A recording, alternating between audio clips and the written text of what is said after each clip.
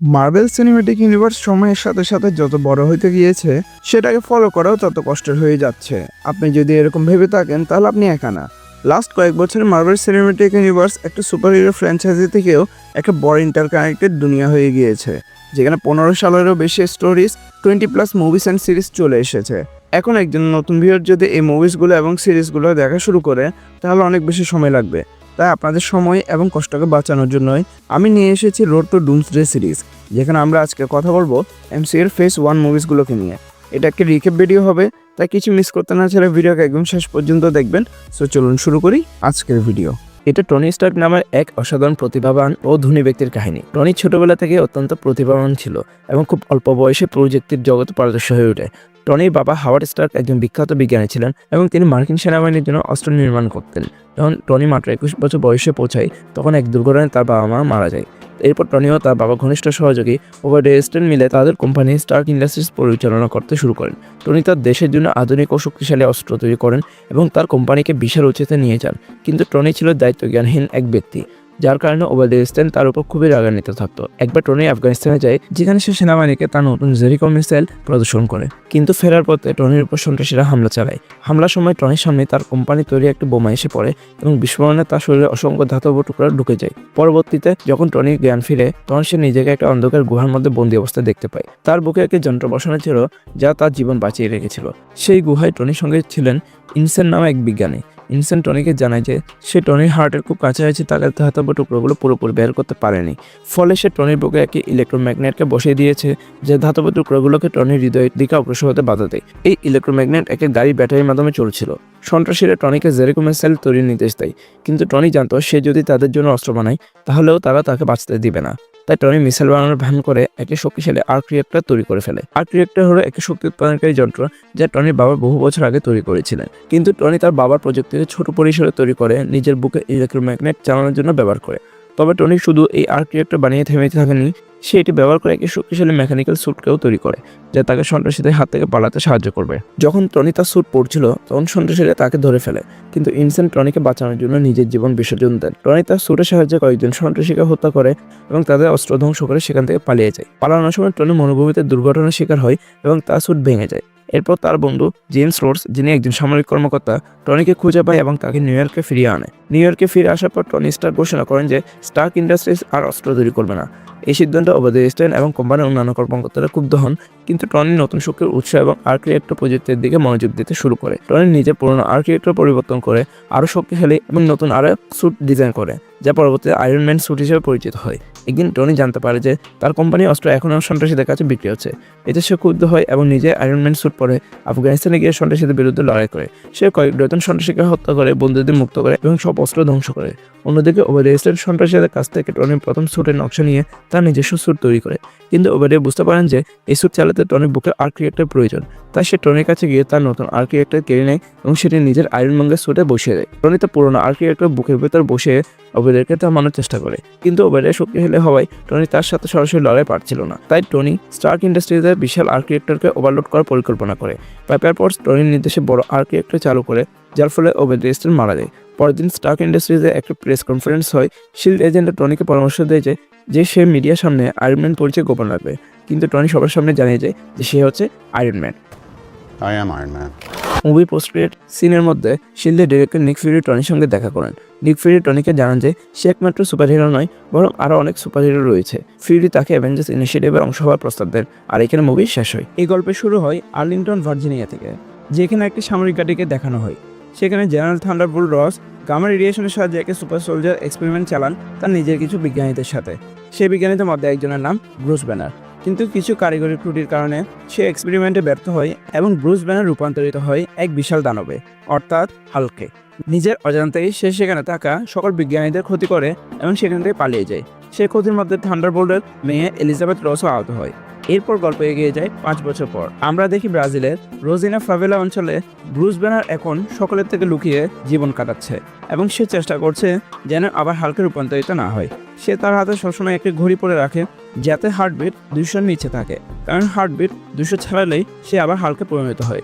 এই কারণে সে একটা যোগা ক্লাসে ভর্তি হয় সেখানে সে শরীরচর্চার মাধ্যমে নিজেকে নিয়ন্ত্রণ করার চেষ্টা করে এবং জীবনযাপনের জন্য সে একটি সোডা ফ্যাক্টরিতেও কাজ করে।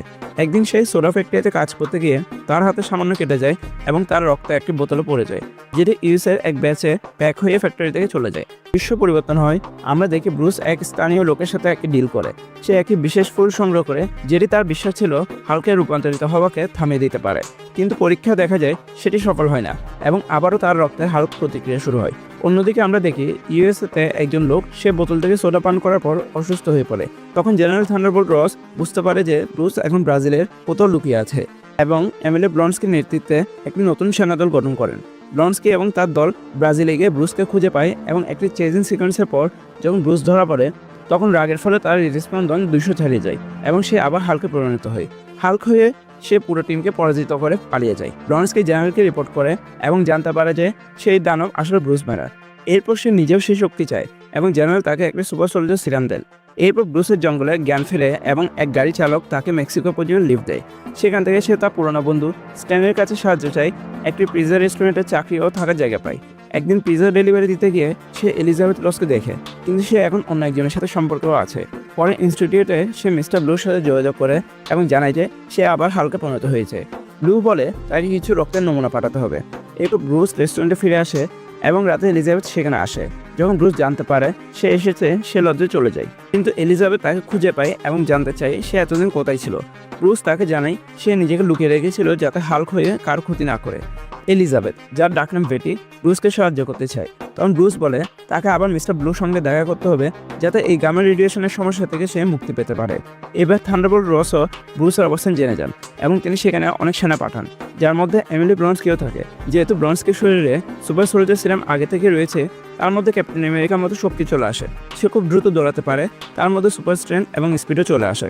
তখন ব্লন্সকি তার সৈন্যদের আদেশ দেন যে তারা যেন গ্র্যান্ড লঞ্চার দিয়ে ওভারব্রিজের দিকে, যেখানে ব্রুস আটকে আছে, দুটি গ্র্যানেড ছোড়ে। গ্র্যানেড থেকে গ্যাস বের হতে থাকে যা ব্রুসের উপর প্রভাব ফেলতে শুরু করে। এই গ্যাসের কারণে ব্রুস উত্তেজিত হয়ে পড়ে এবং তার হৃদস্পন্দন 200-এর উপর উঠে যায়। ফলে সে আবার হালকা পরিণত হয়। এবার যখন সে হালকা পরিণত হয় তখন সে খুব বেশি রেগে যায় এবং সেনাদের উপর আক্রমণ চালায়। তার এত শক্তি থাকে যে সে ট্যাঙ্কগুলো উল্টে দেয় এবং সৈন্যদের একের পর এক ছুঁড়ে ফেলে এগিয়ে যেতে থাকে। কেউ গুলি চালালেও সেই গুলির তার শরীরে কোনো প্রভাব পড়ে না। থান্ডারবোল্ট তখন এক নতুন কামান আনানোর নির্দেশ দেন, একটি গামা তরঙ্গ নিক্ষেপকারী কামান। সেই গামা ওয়েভ হাল্কের উপর প্রভাব ফেলে এবং সে কিছু সময়ের জন্য থেমে যায়। হাল্ক তখন পাশে থাকা একটি ভাঙা ধাতব প্লেট তুলে নিয়ে সেই গামা তরঙ্গ রুখে দেয়। একসময় সেই ধাতব অংশটি কামানের ভেতর ছুঁড়ে মারে, ফলে সেটি দুটুকরো হয়ে যায় এবং গামা ওয়েভ থেমে যায়। ঠিক তখন ব্লন্সকি এসে হালকা অপমান করে বলে, এই বুঝি তোমার সব শক্তি? কিন্তু হাল্ক তো হাল্ক। সে ব্লন্সকিকে একটি লাথি মেরে সরাসরি গাছের দিকে ছুঁড়ে মারে। এতে ব্লন্সকির সব হাড় ভেঙে যায়। হাল্ক তখন বেটিকে সঙ্গে নিয়ে পালিয়ে যায়। অন্যদিকে থান্ডারবোল্ট এবং তার দল ব্লন্সকিকে হাসপাতালে নিয়ে যায়, যেখানে দেখা যায় তার শারীরিক অবস্থা খুবই খারাপ। তার সব হাড় ভেঙে গিয়েছে এবং সে হাঁটার মতো অবস্থাতেও নেই। অন্যদিকে ব্রুস ও বেটি নিউ ইয়র্ক যাবার পরিকল্পনা করে, কারণ তাদের মিস্টার ব্লুর সঙ্গে দেখা করতে হবে, যার কাছে এমন এক উপায় রয়েছে যা ব্রুসকে আবার মানুষে পরিণত করবে এবং তার হাল্কের ক্ষমতা শেষ করে দিতে পারে। ব্রুস আবার কম্পিউটারে মিস্টার ব্লুর সঙ্গে চ্যাট করে। তখন আমরা জানতে পারি মিস্টার ব্লুর আসল নাম স্যামুয়েল স্টার্নস। দৃশ্য পরিবর্তিত হয়, দেখা যায় ব্লন্সকির শরীর আবার সুস্থ হতে শুরু করেছে। সে রসকে জানায় সে ব্রুস ব্যানারকে ধরবেই। অন্যদিকে ব্রুস ও বেটি নিউ ইয়র্কে স্যামুয়েলের সঙ্গে দেখা করে। ব্রুস তার সব কথা শেয়ার করে সে কীভাবে হালকে রূপান্তরিত হয় এবং নিয়ন্ত্রণ হারিয়ে চারপাশ ধ্বংস করে ফেলে। তখন সে জানতে চায় স্যামুয়েলের কাছে কোনো চিকিৎসা আছে কিনা। স্যামুয়েল জানায় ব্রুস যে রক্তের নমুনা পাঠিয়েছিল তাতেই সে আরও অনেক নমুনা তৈরি করেছে এবং ল্যাবে সংরক্ষণ করেছে। এই শুনে ব্রুস রেগে গিয়ে বলে এইসব ধ্বংস করতে হবে, কারণ ব্লন্সকি এখন এর পেছনে পড়ে আছে। যদি সে এগুলো পায় তাহলে পৃথিবীকে রক্ষা করার কেউ থাকবে না। ঠিক তখন এই ব্লন্সকির দল ওইখানে চলে আসে এবং বিষাক্ত তীর ছুঁড়ে ব্রুসকে অজ্ঞান করে ফেলে।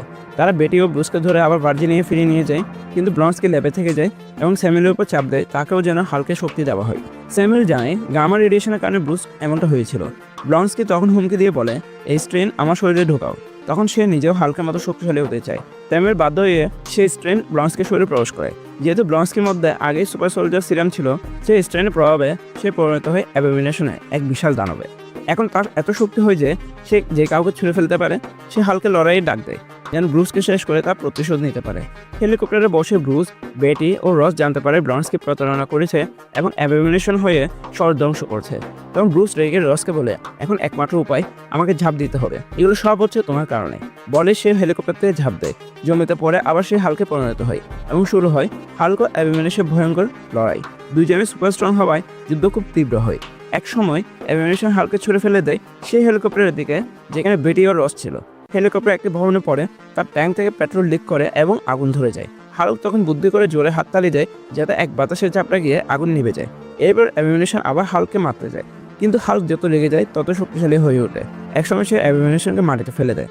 অ্যামিউনিশন তখন বিশাল দুটি চেন দিয়ে হাল্ককে মারতে শুরু করে, কিন্তু হাল্ক মাটিতে এত জোরে ঘুষি মারে যে মাটিতে ফাটল ধরে এবং অ্যামিউনিশনের পা সেই ফাটলে আটকে যায়। চেইনগুলো পড়ে গিয়ে তার নিজের মাথায় পড়ে এবং সে অজ্ঞান হয়ে যায়। হাল্ক সেই চেইন তুলে নিয়ে অ্যামিউনিশনের গলায় পেঁচিয়ে দেয়, তাকে শেষ করে দিতে চায়, কিন্তু তখন অ্যামিউনিশন আত্মসমর্পণ করে। হাল্ক তখন রেগে গিয়ে গর্জন করে। বেটি এসে হাল্ককে দেখে হাল্কও তাকায়, কিন্তু জানে যে সে আর মানুষ হতে পারবে না, তাই হাল্ক ওখান থেকে চলে যায়। এরপর 6 মাস কেটে যায়, রস ও বেটি স্বাভাবিক জীবনে ফিরে আসে।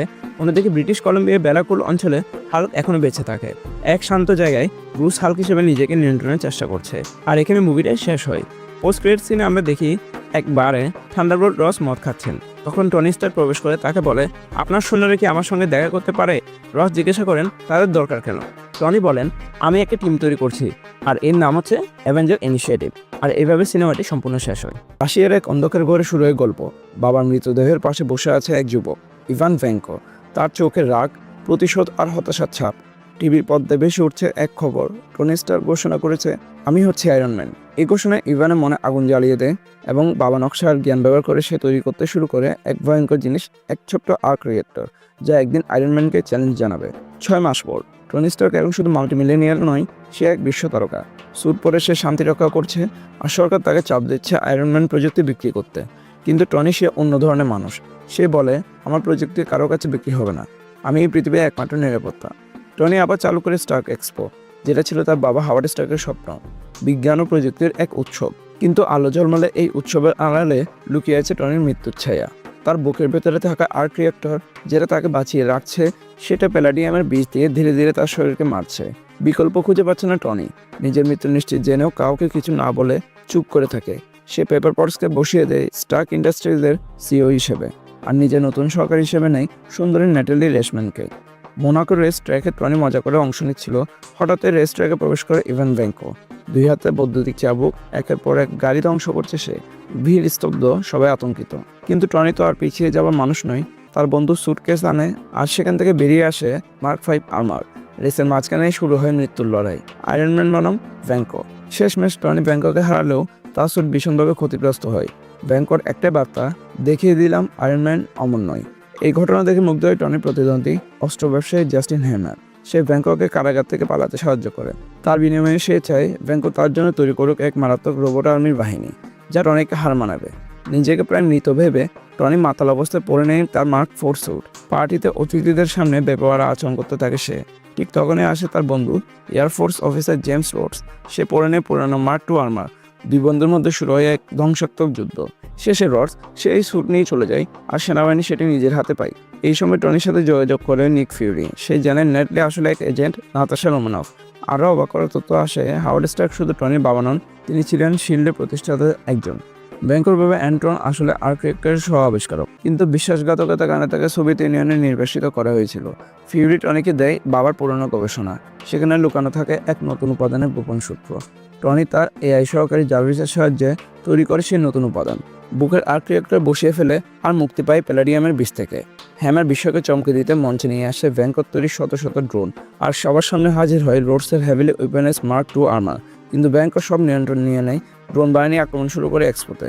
শহর জুড়ে ধ্বংসযজ্ঞ শুরু হয়। এই মুহূর্তে নাতাশা আর হ্যাপি ছুটে যায় হ্যামারের ল্যাবে।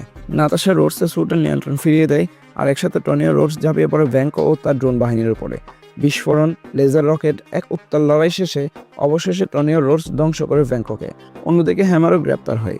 নিক ফিউরি টনিকে জানায় তার ব্যক্তিত্বের কারণে তাকে পূর্ণাঙ্গ এজেন্ট বানানো সম্ভব নয়, তবে শিল্ড তাকে ব্যবহার করবে একজন কনসালটেন্ট হিসেবে। শেষে টনি ও রোডস বীরত্বের জন্য পায় পদক। কিন্তু মার্ভেলের গল্প কখনো এখানে শেষ হয় না। পোস্ট ক্রেডিট সিনে আমরা দেখি এক বিস্তীর্ণ মরুভূমিতে নেমে এসেছে এক অদ্ভুত বস্তু। শিল্ডের এজেন্ট ফিল কোলসন দাঁড়িয়ে ফোনে রিপোর্ট করছে, আমরা পেয়ে গিয়েছি ওটাকে। ক্যামেরা নিচে নামে আর আমরা দেখতে পাই বিশাল এক হাতুড়ি গেঁথে আছে বালির মাঝে। এই হাতুড়ির মালিকের নাম থর। আর এইখানে মুভিটা শেষ হয়। আয়রন ম্যান 2 এর শেষে আমরা দেখি যে মেক্সিকোর এক নির্জন প্রান্তরে আকাশ থেকে পড়ে এক অদ্ভুত হাতুড়ি।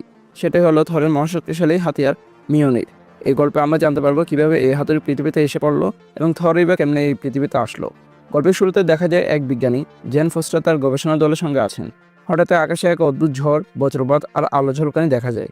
সেখানে আমরা একজন রহস্যময় মানুষকে দেখতে পাই, যার নাম হচ্ছে থর। এখান থেকে গল্প চলে যায় 21 শতাব্দী থেকে সরাসরি 10ম শতাব্দীতে, যেখানে আমাদের সামনে হাজির হয় ভয়ঙ্কর ফ্রস্ট জায়ান্টরা, যারা পৃথিবীকে দখল করতে চায়। এরা এসেছে ইউরেনিয়াম নামক এক গ্রহ থেকে। আসলে এই পুরো গল্প জুড়ে দেখানো হবে 9টি আলাদা দুনিয়া, যেখানে আমরা সৌরজগতের 9টি গ্রহের কথা জানি। তেমনি এই বিশ্বে আছে 9টি ভিন্ন জগৎ। তার মধ্যে সবচেয়ে শক্তিশালী হলো অ্যাসগার্ড, যেখানে মানুষ প্রায় 1000 বছর ধরে বেঁচে থাকে, আর পৃথিবীর মানুষ তাদের দেবতা মনে করে। অ্যাসগার্ডের রাজা ওডিন আর ইটারনামের রাজা লফি, তাদের মধ্যে এক মহাযুদ্ধ হয়। সেই যুদ্ধে ফ্রস্ট জায়ান্টদের ভয়ঙ্কর পরাজয় ঘটে। লফি প্রতিশ্রুতি দেয় যে এরপর থেকে তারা আর কখনো কোনো দুনিয়ায় আক্রমণ করবে না। সেই যুদ্ধে ফ্রস্ট জায়ান্টদের সবচেয়ে শক্তিশালী অস্ত্র cascade of ancient winters Odin দখল করে নেয়। ওডিনের 2 ছেলে, বড় ছেলে থর, যে একজন মহাশক্তিশালী যোদ্ধা এবং তার হাতে আছে দেবীয় হাতুড়ি মিওনির। ছোট ছেলে হচ্ছে লোকি, যে থরের মতো শক্তিশালী নয়, কিন্তু বুদ্ধি আর চালাকিতে ভরপুর। যখন থরকে রাজা বানানোর প্রস্তুতি চলছে, তখনই কিছু ফ্রস্ট জায়ান্ট চুপিসারে অ্যাসগার্ডে ঢুকে যায় এবং তাদের পুরনো অস্ত্র চুরি করার চেষ্টা করে। এতে থর ভীষণ রেগে যায়। সে ইউরেনিয়ামে গিয়ে তাদের শিক্ষা দিতে চায়, কিন্তু ওডিন তাকে নিষেধ করে। তবে লোকির উস্কানিতে থর নিজে কয়েকজন সঙ্গীকে নিয়ে ইউরেনিয়ামে চলে যায়। সেখানে থর, লোকি আর তার সঙ্গীরা ফ্রস্ট জায়ান্টের সঙ্গে প্রবল লড়াই করে। শেষমেশ ওডিন এসে তাদের বাঁচিয়ে আনে। এই বেপেওয়ারা কাজের জন্য ওডিন ভীষণ রেগে যান এবং থরের কারণে অ্যাসগার্ড এবং ইউরেনিয়ামের শান্তিচুক্তি ভেঙে যায়। তাই শাস্তি স্বরূপ ওডিন থরের শক্তি কেড়ে নিয়ে তাকে তার হাতুড়ি সহ পৃথিবীতে নির্বাসিত করে দেন। থরের মিওনির নিউ মেক্সিকোর মরুভূমিতে এসে পড়ে, আর থর নিজে 50 মাইল দূরে শহরে গিয়ে পড়ে। পরের সকালে থর চোখ খুলে দেখে সে হাসপাতালে। তার কাছে নেই কোনো মিওনি, নেই কোনো শক্তি। জোর করে সে হাসপাতাল থেকে বেরিয়ে আসে। এদিকে মরুভূমিতে পড়ে থাকা হাতুড়ি তুলতে বহু মানুষ চেষ্টা করলেও 1 ইঞ্চিও সরাতে পারে না কেউ। তখনই আসে শিল, যারা পুরো এলাকা দখল করে ফেলে। অন্যদিকে থর বুঝতে পারে তার হাতুড়ি কাছেই আছে, সে সেটি ফেরত আনতে চায়। কিন্তু ওডিন বলেছিল শুধুমাত্র যোগ্য মানুষই মিওনি তুলতে পারবে। আর থর নিজে বেপেওয়ারের স্বভাব আর অহংকারের কারণে সেই যোগ্যতা হারিয়েছে। তাই সে যতই চেষ্টা করুক হাতুড়ি আর নড়ে না। এদিকে অ্যাসগার্ডের লোকে আবিষ্কার করে যে সে আসলে ওডিনের নিজে ছেলে নয়। বহু শতাব্দী আগে ইউরেনিয়ামের যুদ্ধে ওডিন ফ্রস্ট জায়ান্টদের রাজা লফির এক ছোট্ট সন্তানকে খুঁজে পেয়েছিল এবং তাকে নিজের সন্তান হিসেবে লালন পালন করেছিল। সেই সন্তানই হচ্ছে লোকি। আসলে লোকি এক ফ্রস্ট জায়ান্ট। এই সত্যিটা শুনে লোকি ভীষণ ভেঙে পড়ে। ওডিন তাকে বোঝাতে চেয়েছিল যে তার উদ্দেশ্য ছিল অ্যাসগার্ড আর ইউরেনিয়ামের মধ্যে এক সেতুবন্ধন তৈরি করা, কিন্তু মানসিক চাপে ওডিন গভীর ঘুমে অর্থাৎ ওডিন স্লিপে চলে যান। ওডিনের অনুপস্থিতিতে লোকি থরকে মিথ্যা কথা বলে বোঝায় যে ওডিন আর তার মা কেউ চায় না থর অ্যাসগার্ডে ফিরে আসুক।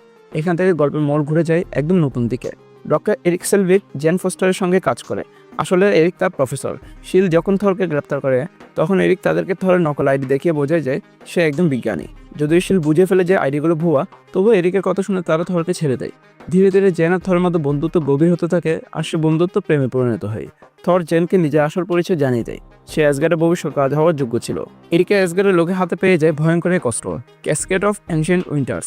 সে সরাসরি যায় হাইমডেলের কাছে, যার হাতে আছে সেই জাদুকরী তরবারি, যার সাহায্যে সে যে কোনো দুনিয়ায় চলে যেতে পারে। কিন্তু হাইমডেল ওডিনের প্রতি বিশ্বস্ত, তাই লোকের ইচ্ছার বিরুদ্ধে কাউকে পাঠাতে রাজি হয় না সে। লোকি গোপনে ইউরেনিয়ামের রাজা লফির সঙ্গে চুক্তি করে লফি অ্যাসগার্ডে এসে ওডিনকে হত্যা করবে, আর তার বিনিময়ে লোকি তাকে দিবে পৃথিবী, যেটি লফির বহুদিনের স্বপ্ন।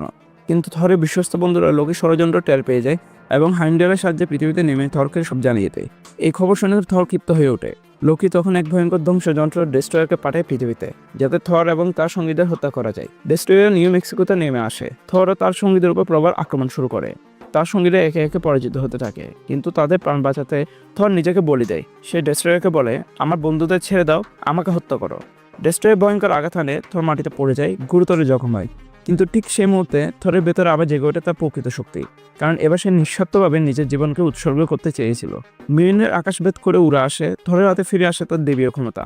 থর মিওনের হাতে নিয়ে ডেস্ট্রয়ারকে মোকাবিলা করে এবং তাকে সম্পূর্ণ ধ্বংস করে দেয়। অন্যদিকে অ্যাসগার্ডে লোকি লফিকে নিয়ে আসে ওডিনকে হত্যা করার জন্য, কিন্তু শেষ মুহূর্তে লোকি নিজে লফিকে হত্যা করে, কারণ সে চেয়েছিল প্রমাণ করতে যে সে ওডিনের সত্যিকারের যোগ্য সন্তান এবং অ্যাসগার্ডের রাজা। এদিকে হাইমডেল নিজের প্রাণের ঝুঁকি নিয়ে আবার বাইফ্রস্ট ব্রিজ খুলে দেয়, যাতে থর অ্যাসগার্ডে ফিরে যেতে পারে। থর লোকির সামনে দাঁড়ায় আর শুরু হয় 2 ভাইয়ের ভয়ঙ্কর যুদ্ধ। লোকির শেষ পরিকল্পনা ছিল বাইফ্রস্ট ব্যবহার করে ইউরেনিয়ামকে ধ্বংস করা, কিন্তু থর জানতো এটা সঠিক নয়। তাই সে নিজের হাতুড়ি দিয়ে ব্রিজ ভেঙে দেয়। ব্রিজ ভাঙতে থর আর লোকি দুজনের নিচে পড়ে যায়। সে সময় ওডিন ঘুম থেকে জেগে ওঠেন। তিনি থরকে ধরে ফেলেন এবং লোকি ঝুলে থাকে, কিন্তু যখন ওডিন তাকে ধরে ফেলতে চান, লোকি হতাশ হয়ে নিজেকে ছেড়ে দেয় এবং অন্ধকারে মিলিয়ে যায়। অ্যাসগার্ডে সব আবার শান্ত হয়ে আসে। ওডিন চেয়েছিল থরকে রাজা বানাতে, কিন্তু থর বিনয়ের সঙ্গে বলে, এখনো সময় আসেনি বাবা, আমি এখনো যোগ্য নই। এভাবে থরের গল্প শেষ হয়। পোস্ট ক্রেডিট সিনে দেখা যায় ডক্টর এরিক সেলভিককে দেখে পাঠিয়েছিল শিল্ডের ডিরেক্টর নিক ফিউরি। তিনি তাকে এক রহস্যময় কিউব দেখান যার নাম টেসেলেক্ট। নিক ফিউরি বলেন, আমরা জানি না এটা কি, তবে মনে হচ্ছে এই শক্তি অপরিসীম। কিন্তু এরিকের চোখ দিয়ে আমরা বুঝতে পারি যে সে আসলে লোকের নিয়ন্ত্রণে আছে।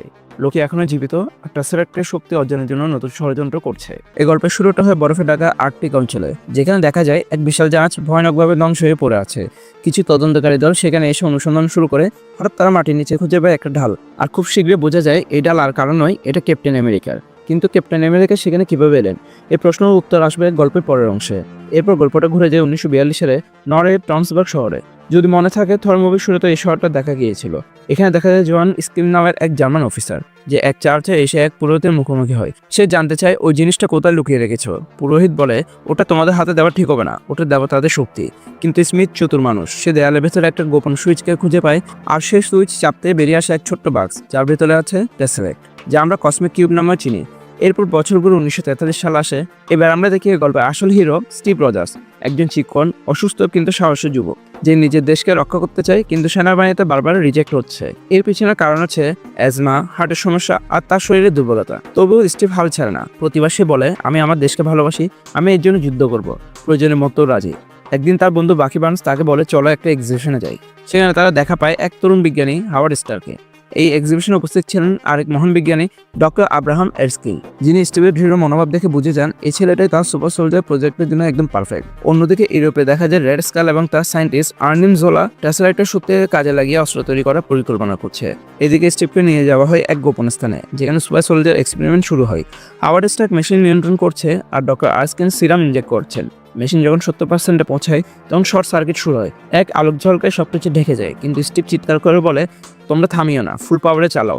মেশিন 100% পৌঁছায়, আর সেখান থেকে জন্ম হয় আমাদের হিরো ক্যাপ্টেন আমেরিকার। এক্সপেরিমেন্ট শেষ হতে হঠাৎ এক গুপ্তচর আক্রমণ করে ডক্টর আর্স্কিনকে হত্যা করা হয়। মরার আগে ডক্টর আর্স্কিন স্টিভকে বলেন, স্মরণে রেখো, আসল হিরো শক্তিতে নয়, হিরো লুকিয়ে থাকে তোমার ভেতরে মানুষটার মধ্যে। ডক্টর আর্স্কিনের মৃত্যু ছিল এক বড় আঘাত। সে সঙ্গে হারিয়েছে তার তৈরি সুপার সোলজার সিরামও। সেনাবাহিনীর কর্মকর্তারা বুঝে যান এখন তাদের হাতে মাত্র একজন মানুষ, যে কিনা এই সিরামের ফলাফল, স্টিভ রজার্স, অর্থাৎ আমাদের ক্যাপ্টেন আমেরিকা। তাই তারা সিদ্ধান্ত নেয় এই মানুষটিকে শুধু সৈনিক নয়, বরং এক আইকন, এক প্রেরণা হিসেবে তুলে ধরা হবে, যাতে দেশে প্রতিটি মানুষ, প্রতিটি সৈনিক দেশের জন্য লড়াই করার সাহস পায়। 1943 সালে এক ক্যাম্পেইন চলাকালীন স্টিভ জানতে পারে তার পুরনো বন্ধু বাকি বার্নস রেড স্কাল বা স্মিথের গোপন ঘাঁটিতে বন্দী। বিনা দেরিতে ক্যাপ্টেন আমেরিকা একাই শত্রুর দুর্গে ঢুকে পড়ে, আর এক অসম্ভব মিশনে পুরো ইউনিটকে উদ্ধার করে আনে সে। কিন্তু বাকিকে সে রক্ষা করতে পারে না, বাকি পড়ে যায় ট্রেন থেকে। সে লড়াইয়ের মাঝে তার প্রথম মুখোমুখি হয় রেড স্কালের সঙ্গে। দুজনের চোখে চোখ পড়তে স্পার্ক ওঠে, দুজনে জানে সামনে এক মহাযুদ্ধ আসছে। তবু রেড স্কাল তার বিজ্ঞানী আর্মিন জোলাকে নিয়ে পালিয়ে যায়, আর স্টিভ ফিরে আসে তার নিজের বেজে, একজন প্রকৃত হিরো হিসেবে। ফেরার পর ক্যাপ্টেন আমেরিকা নিজের দলকে বলে, রেড স্কালের ঘাটিতে আমি তার ম্যাপে অনেকগুলো দেশের নাম দেখেছি, যেগুলোতে সে হামলার প্রস্তুতি নিচ্ছে। যদি আমরা আগে গিয়ে তার প্ল্যান ধ্বংস করতে পারি, তাহলে তার শক্তি ভেঙে যাবে। সবাই একসাথে বলে, আমরা তোমার সঙ্গে আছি ক্যাপ, এবং তারা তৈরি হয় নতুন মিশনের জন্য। এই সময় ক্যাপ্টেন আমেরিকার নজরে আসে একটা বিশেষ ভাইব্রেনিয়াম শিল্ড, যা পরবর্তীতে তার চিরচেনা শিল্ডে পরিণত হয়। এক গোপন অভিযানে ক্যাপ্টেন আমেরিকা ও তার দল আর্মিন জোলোকে বন্দী করতে সফল হয়। আর্মিন জোলোকে জেরা করতে গিয়ে তারা জানতে পারে রেড স্কাল এবং সে মিলে পরিকল্পনা করছে বিভিন্ন দেশে বিশাল ধ্বংসাত্মক বোমা ফেলবে। এই খবর পাওয়ার পর রেড স্কাল তার বিশাল বিমান ভ্যালকিরিকে নিয়ে পালাতে যায়, কিন্তু ক্যাপ্টেন আমেরিকার চেস্টার ফিলিপস ও পেগি কার্টার তাকে থামাতে ছুটে যায়। বিমানের ভেতর শুরু হয় ক্যাপ্টেন আমেরিকা বনাম রেড স্কাল এক মহাকাব্যিক লড়াই। ডাল আর মেশিনের সংঘর্ষে চারপাশ কাঁপতে থাকে। শেষে ক্যাপ্টেন আমেরিকা তার ডাল ছুড়ে মারে, রেড স্কাল ধাক্কা খেয়ে পড়ে যায় সেই যন্ত্রের উপর, যা কসমিক কিউব নিয়ন্ত্রণ করছিল। কিন্তু ট্রেসার একটা শক্তি ছিল অতি ভয়ঙ্কর। রেড স্কাল তা সহ্য করতে না পারে, আলোয় মিলিয়ে যায়। সম্ভবত সে স্থানান্তরিত হয়েছিল ভার্মির গ্রহে। বিমানে থাকা অসংখ্য মিসাইল পুরো আমেরিকাকে ধ্বংস করে দিতে পারত। তাই ক্যাপ্টেন আমেরিকা সিদ্ধান্ত নেয় সে নিজের বিমানটিকে আর্কটিক অঞ্চলে ক্র্যাশ করাবে। শেষ মুহূর্তে সে রেডিওতে পেগিকে বলে, এই মিশন আমাকে শেষ করতে হবে। আমরা যে ডান্সের পরিকল্পনাটা করেছিলাম সেটা পরে শনিবারে করবো। পেগি কাঁদতে কাঁদতে বলে, অবশ্যই ক্যাপ। আর সেখানে রেডিও নিঃশব্দ হয়ে যায়। বিমানটা বরফের নিচে হারিয়ে যায়, আর জন্ম নেয় এক লিজেন্ড। 1 বছর পর হাওয়ার্ড স্টার্ক সমুদ্র গভীরে খুঁজে পান টেসেলেক্ট, কিন্তু স্টিভের কোনো খোঁজ মেলে না। দীর্ঘ 70 বছর পর স্টিভ রজার্স জেগে ওঠে এক অচেনা জগতে। তার চারপাশে সাজানো হয় 1943 সালের মতো, কিন্তু একটা রেডিওতে চলছে পুরোনো ম্যাচের কমেন্ট্রি, যেটা সে আগেই শুনেছিল। সে সঙ্গে সঙ্গে বুঝে যায় কিছু একটা ঠিক নেই। বাইরে বেরিয়ে আসে, আর সামনে দাঁড়িয়ে আছে নিক ফিউরি। সে বলে, তুমি 70 বছর ঘুমিয়েছিলে ক্যাপ, তোমাকে সব বোঝানো সহজ ছিল না। তাই ধীরে ধীরে বলার চেষ্টা করছিলাম, কিন্তু তুমি তো তীক্ষ্ণ বুদ্ধি মানুষ, সব এক মুহূর্তের মধ্যে বুঝে ফেললে। আর তারপর ফিউরি বলে, আমাদের সামনে একটা নতুন মিশন আছে, তুমি কি তৈরি? আর এই কথার সাথে শেষ হয়ে যায় captain America the first Avenger মুভির গল্প, এক হিরোর জন্ম যে পরবর্তীতে হয়ে উঠবে দি লিডার অফ দি অ্যাভেঞ্জার্স। এই গল্পের শুরুতে আমাদেরকে দেখানো হয় কসমিক কিউব অর্থাৎ টেসারেক্টকে, এবং জানা যায় যে কসমিক কিউব আবার সক্রিয় হয়ে উঠেছে। আর এইসব কথা চলছে দি আদার এবং লোকির মধ্যে। থ্যানোসের পক্ষ থেকে লোকি একটি দুর্দান্ত অস্ত্র পায়, যার সাহায্যে লোকি পৃথিবীতে এসে টেসারেক্টের মাধ্যমে অন্য একটি মহাকাশের পথ খুলতে পারত। এরপরে চিত্তরি আর্মি যারা থ্যানোসের মধ্যস্থকারী সেনা, তারা এই দুনিয়ায় এসে আক্রমণ করতে পারত এবং এর বিনিময়ে লোকি টেসারেক্ট অর্থাৎ কসমিক কিউব পেত। এখান থেকে গল্পটি বর্তমান সময় চলে যায়, যেখানে আমাদের দেখানো হয় যে একটি হেলিকপ্টারে নিক ফিউরি শিল্ড এজেন্সির ভেতরে নামছেন। সেখানে তার বিশেষ এজেন্ট ফিল কলসন তাকে বলেন যে গত কয়েকদিন ধরে এই টেসারেক্টের ভেতর অদ্ভুত পরিবর্তন আসছে, মনে হচ্ছে যেন এটি নিজে চলতে শুরু করেছে।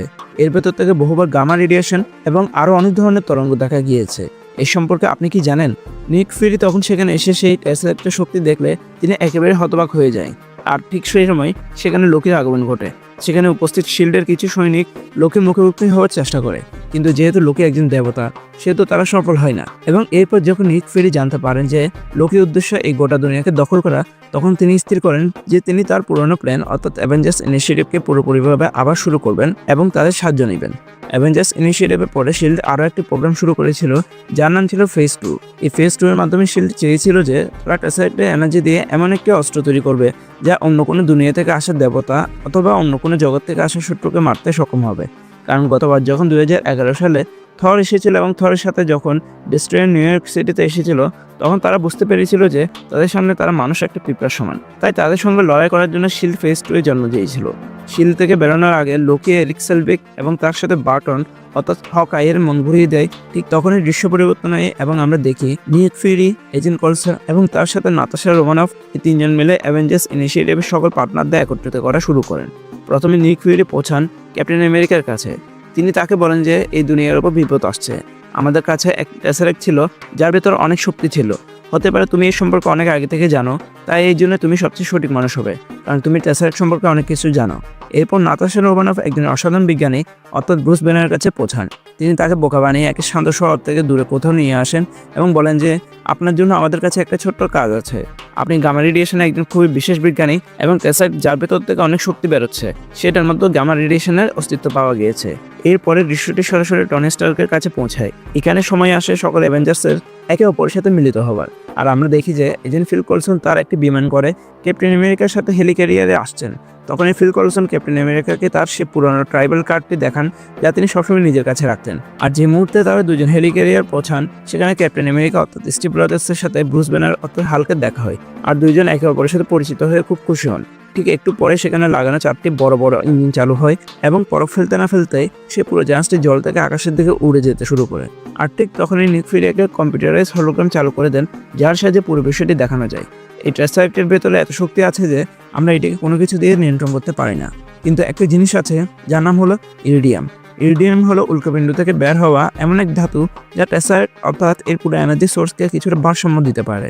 কিন্তু এখন যেহেতু শিল্ডে যে হেলিক্যারিয়ার হয় সেটি অনেক উন্নত, সেখানে উপস্থিত সকল ওয়্যারলেস ক্যামেরাকেও তারা নিয়ন্ত্রণ করতে পারতেন। তাই তারা জানতে পারে যে জার্মানির ভিতরে লোকি এবং তার সাথে বার্টনকে দেখা গিয়েছে। নিক ফিউরি ক্যাপকে সেই স্যুটটি দেন, যেখানে ফিল কলসন কিছু আপডেটও করেছিলেন। সেটিকে পরে ক্যাপ্টেন আমেরিকার সাথে জার্মানি পৌঁছান। জার্মানির ভেতরে আমাদের দেখানো হয় একটি জমকালো পার্টি চলছে, যার ভেতরে সেখানকার একজন মূল কমান্ডার সে পার্টিটি অর্গানাইজ করছেন। তখনই সেখানে লোকি তার সে বিশেষ ছড়ি সাহায্যে তিনি পুরো পার্টিটা ধ্বংস করে দেন এবং সেই কমান্ডারের চোখের হোলোগ্রামটি সরাসরি বার্টনের কাছে পৌঁছে দেন। আর বার্টন সেখানে দাঁড়িয়েছিল যেখানে ইরিডিয়াম মজুদ ছিল। লোকি সেখানে এসে সবাইকে দেখাতে চায় যে সে এই পৃথিবীর মানুষের চেয়ে কতটা বেশি শক্তিশালী এবং তার ভেতরে কত শক্তি আছে। সে সেখানে পৌঁছে সকল মানুষকে বলে যে আমার সামনে হাঁটু গেড়ে বসো। কিন্তু তখনই সেখানে একজন বৃদ্ধ মানুষ উঠে দাঁড়িয়ে তাকে বলে যে আমরা তোমার সামনে হাঁটু গাড়বো না। ঠিক তখনই সেখানে ক্যাপ্টেন আমেরিকা প্রবেশ হয় এবং তিনি লোকিকে বলেন যে তুমি এই পৃথিবীর উপর কখনোই তোমার দখল নিতে পারবে না। তাকে বাঁচাতে গিয়েই লোকি এবং ক্যাপ্টেন আমেরিকার মধ্যে একটি তুমুল লড়াই শুরু হয়। কিন্তু তখনই যখন লোকি তার সামনে টনি স্টার্ক এবং ক্যাপ্টেন আমেরিকাকে একসাথে দেখে, তখন সে একদম ঘাবড়ে যায় এবং তখনই সে নিজেকে আত্মসমর্পণ করার জন্য প্রস্তুত হয়। সে সময় লোকি চুপচাপ তাদের সকলের সাথে সেই হেলিক্যারিয়ারে পৌঁছে যায়, কিন্তু তারা কেউ বুঝতে পারে না যে আসলে লোকি কি করতে চাইছে। এখানে এই গল্পের সবচেয়ে বড় রহস্যের পর্দা উন্মোচিত হয়। আমরা জানতে পারি যে লোকি টেসারেক্টের সাহায্যে এমন একটি পোর্টাল খুলতে চায় যার মাধ্যমে চিত্তরি আর্মি এই পুরো পৃথিবীতে এসে আক্রমণ করতে পারে। কিন্তু টেসারেক্টে এই কাজ করার জন্য ইরিডিয়ামের প্রয়োজন ছিল, যা তারা আমাদের কাছ থেকে চুরি করে নিয়ে গিয়েছে। কিন্তু এখানে সব শেষ হয় না। ইরিডিয়ামের পাশাপাশি তাদের 12,000 কোটি সেলসিয়াস ডিগ্রি তাপমাত্রার প্রয়োজন ছিল, যা কেবল একে অত্যন্ত শক্তিশালী জায়গা থেকে পাওয়া যেতে পারত। আর সে পুরো ক্যালিফোর্নিয়া সেই কসমিক এনার্জিকে দিয়ে তারা পুরো পৃথিবীকে ধ্বংস করে দিতে চেয়েছিল। অন্যদিকে হকাই তার শিল্ডের কস্টিউম পরা কিছু এজেন্টকে একটি প্লেনে করে সরাসরি হেলিক্যারিয়ারের কাছে নিয়ে পৌঁছায় এবং সেখানে সে ইঞ্জিন নাম্বার 3 এর উপর একটা তীর মারে, যার কারণে ইঞ্জিন নাম্বার 3 বন্ধ হয়ে যায়। আর যে জেলে লোকিকে রাখা হয় সেখানে তালা খুলে লোকিকে সেখান থেকে মুক্ত করে দেয়। কিন্তু এরই মাঝে সেখানে থর চলে আসে এবং যেই থর লোকিকে মারার জন্য এগিয়ে যায়, তখনই লোকি তার জাদুকরি চাল চালে এবং সেই জেলখানাকে ব্লাস্ট করিয়ে দেয়। সেখানে থরকে সাহায্য করার জন্য ফিল কলসন পৌঁছান এবং তার হাতে থাকে ফেজ 2 এর সেই স্বয়ংক্রিয় অস্ত্র, যা এই সমস্ত ঘটনা থেকে রক্ষার জন্য তৈরি করা হয়েছিল। কিন্তু যে ফিল কলসন তার উপর গুলি করার চেষ্টা করেন, তখনই লোকি সেই অস্ত্রটি ফিল কলসনে আর পার করে দেয়, যার কারণে তিনি খুব গুরুতর আহত হন। অন্যদিকে নাতাশা এবং হকাইয়ের মধ্যে একটি বেশ জোরালো লড়াই চলতে থাকে। তখনই নাতাশা হকাইকে একটি জোরালো ঘুষি মারে, যার ফলে তার মাথা রিসেট হয়ে যায়। আর যেই প্লেন করে হকাই সে পুরো হেলিক্যারিয়ারে এসেছিল, লোকি হেলিক্যারিয়ার থেকে সে প্লেনে চড়ে বেরিয়ে যায় এবং সরাসরি স্টার্ক টাওয়ারে পৌঁছায়, যেখানে সে এরিক সেলভিকে সাহায্যে টেসারারকে সেই পুরো মেশিনের সাথে যুক্ত করে। কিছুক্ষণের মধ্যে যখন সবকিছু স্বাভাবিক হয়ে যায়, তখনই নিক ফিউরির অফিসের ভিতরে ক্যাপ্টেন আমেরিকা, টনি স্টার্ক এবং তার সাথে নাতাশা রোমানফ সকলেই সেখানে বসে এই আক্রমণ নিয়ে আলোচনা করছিলেন। তখন নিক ফিউরি কলসনের সেই রক্তমাখা কার্ডটি তাদের দেখান। আর ফিল কলসন শুধু এটাই চেয়েছিলেন যে অ্যাভেঞ্জার্স ইনিশিয়েটিভ আরেকবার যেন প্রতিষ্ঠিত হয় এবং পুরো টিম পৃথিবীকে বাঁচানোর জন্য এগিয়ে আসে। যখন টনি স্টার্ক এবং স্টিভ রজার্স এই কথা জানতে পারেন, তখন তারা বেশ ভেঙে পড়েন এবং নিজেদের মধ্যে আলোচনা করেন। তখন ব্রুস ব্যানারের কাছেও এই খবর পৌঁছায়। এরপর টনি স্টার্ক ব্রুস ব্যানারকে বলেন যে, তুমি এত শান্ত কেন? তোমাকে তো রাগী হতে হবে। তখন ব্রুস উত্তর দেয়, এটাই আমার রহস্য, আই এম অলওয়েজ অ্যাংরি। আর তখনই তিনি সেখানেই সেই লোকি দ্বারা তৈরি হওয়া পোর্টালের দিকে সরাসরি যাওয়ার সিদ্ধান্ত নেন এবং সেখানে গিয়ে লোকিকে ধুলো চালানোর পরিকল্পনা করেন। পোর্টাল খুলে যাওয়ার কারণে পুরো চিত্তরে আর্মি নিউ ইয়র্ক শহর এবং নিউ ইয়র্ক শহরের মানুষদের উপর আক্রমণ করতে শুরু করে। আমরা দেখি যে ক্যাপ্টেন আমেরিকা, নাতাশা, থর, হাল্ক, টনি স্টার্ক এবং হকাই এই পুরো আর্মিটাই সাথে লড়াই করছে। ঠিক তখন একটি বড় এয়ারশিপ চলে আসে এবং তখন নিক ফিউরি সেই এয়ারশিপটির ক্যাপ্টেনকে সে পুরো ইন্ডাস্ট্রিকে উড়িয়ে দেওয়ার জন্য নির্দেশনা দেন। আর তখনই আমরা দেখি যে হেলিক্যারিয়ার থেকে একটি প্লেন বেরিয়ে আসে এবং একটি বড় মিসাইল নিয়ে, যেখানে ছিল একটি পরমাণু বোমা, যা নিউ ইয়র্কের উপর ফেরার কথা ছিল। তখনই সেখানে নিক ফিউরি টনি স্টার্ক হালকের সঙ্গে নিয়ে সেই জায়গাতে পৌঁছান এবং একটি বড় ধাক্কা দিয়ে সে পুরো এয়ারশিপটিকে ভেঙে দেন, যার কারণে সেই এয়ারশিপটি আর উঠতে পারে না। এর মাঝে সেখানে নাতাশা সেই টেলিপোর্টারের কাছে পৌঁছে যান সেই লোকের ছড়িটি নিয়ে এবং সকলকে বলেন যে আমি এই পোর্টালটা বন্ধ করতে পারি। কিন্তু তখনই সেখানে টনি স্টার্ক নাতাশাকে বলেন যে 2 মিনিট একটু অপেক্ষা করো, আমার কাছে আরেকটি পরিকল্পনা আছে। টনি স্টার্ক সেই মিসাইলটি নিয়ে সরাসরি সেই পোর্টালে ঢুকতে শুরু করে, যার কারণে তাকে আসতে সময় লেগে যায় এবং তখন ক্যাপ্টেন আমেরিকা নাতাশাকে এই আদেশ দেন যে পোর্টালটা বন্ধ করে দাও। আর নাতাশা এই কথা মানতেই হয়। আর আমরা দেখি টনি স্টার্ক সেই পারমাণবিক বোমাকে নিয়ে সেই পোর্টালের দিকে চলে যাচ্ছে। কিন্তু যেই তিনি পোর্টাল বন্ধ করতে শুরু করেন, তখনই আমরা দেখি যে আয়রন ম্যান সে পোর্টাল থেকে উল্কাপিণ্ডের সাথে আবার পৃথিবীতে ফিরে আসেন, যার সাথে এই লড়াইটি সেখানে সম্পূর্ণভাবে শেষ হয়। কিন্তু তখন থর বলেন যে এই লড়াইটি এখনো শেষ হয়নি এবং সকলে অ্যাভেঞ্জার্স মিলে টনি স্টার্ককে স্টার্ক টাওয়ারে পৌঁছান এবং লোকিকে ধরে ফেলেন। এই মুভির শেষে পোস্ট ক্রেডিট সিনে আমাদের দেখানো হয় যে সে মধ্যস্থকারীকে, যিনি থ্যানোস এবং লোকির মধ্যে ছিলেন, এবং সে এসে থ্যানোসকে বলে যে আমরা পৃথিবীর মানুষদের দুর্বলভাবে একটা খুব বড় ভুল করেছি, তাদের সাথে টক্কর নেওয়া মানে মৃত্যুকে আমন্ত্রণ জানানো। আর তখনই আমরা দেখতে পাই থ্যানোসের একটি হাসি। আর এরই সাথে মুভিটি পুরোপুরিভাবে শেষ হয়।